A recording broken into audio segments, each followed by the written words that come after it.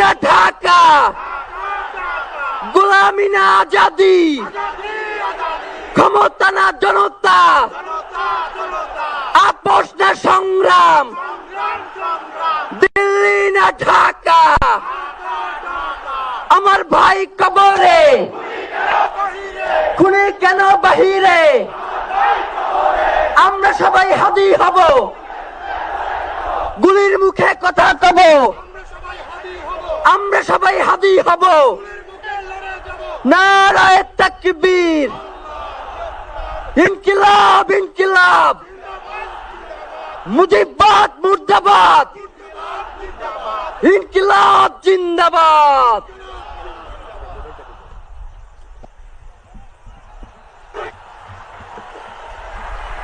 এখন এবং সেই সাথে আমরা আরো বলতে চাই, সিভিল মিলিটারি ইন্টেলিজেন্সের মধ্যে ঘাপটি মেরে বসে থাকা আওয়ামী দোসরদেরকে চিহ্নিত করে গ্রেফতার করতে হবে। প্রিয় সংগ্রামী বন্ধুগণ, শরীফ ওসমান হাদির পরিবারকে জানানো হয়, রাষ্ট্রের পক্ষ থেকে আপনাদেরকে যদি কোনো সুবিধা দরকার হয় আপনারা আমাদেরকে বলবেন। আমরা শরীফ ওসমান হাদির পরিবার থেকে রাষ্ট্রকে জানাতে চাই, যদি এই রাষ্ট্রকে রক্ষা করতে শরীফ ওসমান হাদির পরিবারের 5 সদস্য তার ভাই এবং বোনদের যদি রক্ত লাগে তারা দেওয়ার জন্য প্রস্তুত রয়েছে, তবুও এই খুনিদেরকে চিহ্নিত করে বিচারের মুখোমুখি করতে হবে। আসসালামু আলাইকুম। লক্ষ লক্ষ লোক আজকে এখানে হাজির হয়েছে, পথে ঢেউয়ের মতো লোক আসছে। সারা বাংলাদেশ জুড়ে কোটি কোটি মানুষ আজকে এই মুহূর্তের জন্য অপেক্ষা করছে। তারা তাকিয়ে আছে হাদির কথা শোনার জন্য। আজকে বিদেশে যারা আছে বাংলাদেশি, এই মুহূর্তে তারাও হাদির কথা জানতে চায়। প্রিয় ওসমান হাদি, তোমাকে আমরা বিদায় দিতে আসি নাই এখানে। তুমি আমাদের বুকের ভেতরে আছো এবং চিরদিন বাংলাদেশ যতদিন আছে তুমি সকল বাংলাদেশির বুকের মধ্যে থাকবে। এটা কেউ সরাতে পারবে না। আমরা আজকে তোমাকে প্রিয় হাদি বিদায় দিতে আসিনি। আমরা তোমার কাছে আমরা ওয়াদা করতে এসেছি। তুমি যা বলে গেছো সেটা যেন আমরা পূরণ করতে পারি, সেই ওয়াদা করার জন্য আমরা একত্র হয়েছি। সেই ওয়াদা শুধু আমরা নয়, পুরুষানুক্রমে বাংলাদেশের সব মানুষ পূরণ করবে। সেই ওয়াদা করার জন্যই আমরা তোমার কাছে আজকে এসেছি, সবাই মিলে যে যেখানে আছি।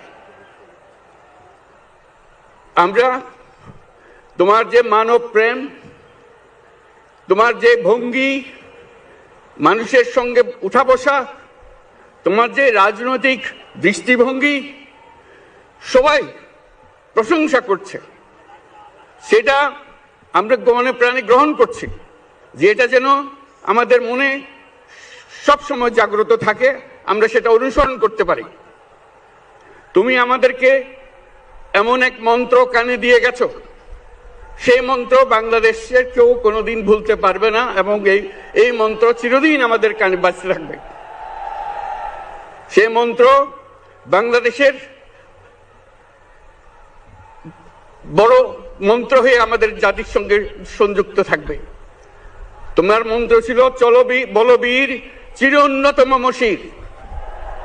এই উন্নত মমশিরের যে মন্ত্র তুমি দিয়ে গেছো, সেটা বাংলাদেশি সন্তানের জন্মলগ্ন থেকে যতদিন সে বেঁচে থাকবে নিজের কাছে বলবে চল বলবীর চির উন্নত মমশির, আমাদের শির কখনো নত হবে না। সেই মন্ত্র তুমি আমাদেরকে দিয়ে গেছো, আমাদের সব কাজে সেটা আমরা প্রমাণ করব।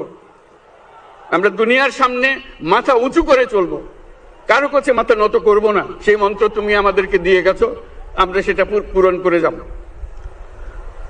প্রিয় হাদি, তুমি নির্বাচনে অংশগ্রহণ করতে চেয়েছিলে এবং সেই নির্বাচনে অংশগ্রহণ করতে গিয়ে নির্বাচন কিভাবে করতে হয় তারও একটা প্রক্রিয়া জানিয়ে গেছে আমাদেরকে।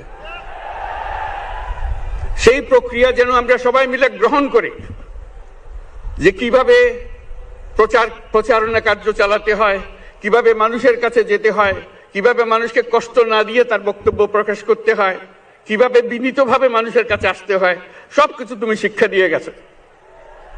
আমরা এই শিক্ষা গ্রহণ করলাম, আমরা এই শিক্ষা চালু করতে চাই। আমরা সবাই আমাদের জীবনে আমাদের রাজনীতিকে এই পর্যায়ে নিয়ে আসতে চাই, যাতে হাদি আমাদের জীবনে স্পষ্টভাবে জাগ্রত থাকে। হাদি, তুমি হারিয়ে যাবে না, তুমি কোনোদিন কেউ তোমাকে ভুলতে পারবে না। তুমি যুগ যুগ ধরে আমাদের সঙ্গে থাকবে, আমাদেরকে তোমার মন্ত্র পুনঃ পুনঃ মনে করিয়ে দেবে, আমরা তোমাকে মনে করিয়ে দেব চলো বীর অন্যতম মশির। আমরা সেই মন্ত্র নিয়ে আজকে সামনের পথে এগিয়ে যাব। তোমাকে আমাদের সবার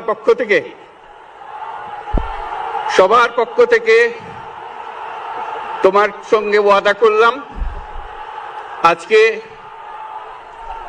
আজকে তোমাকে আল্লাহর হাতে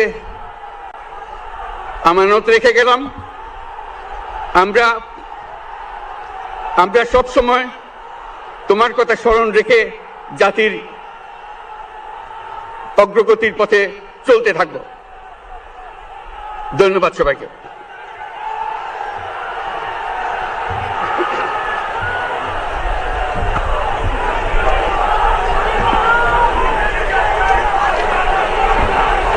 উপস্থিত মুসল্লিবৃন্দ, আসসালামু আলাইকুম।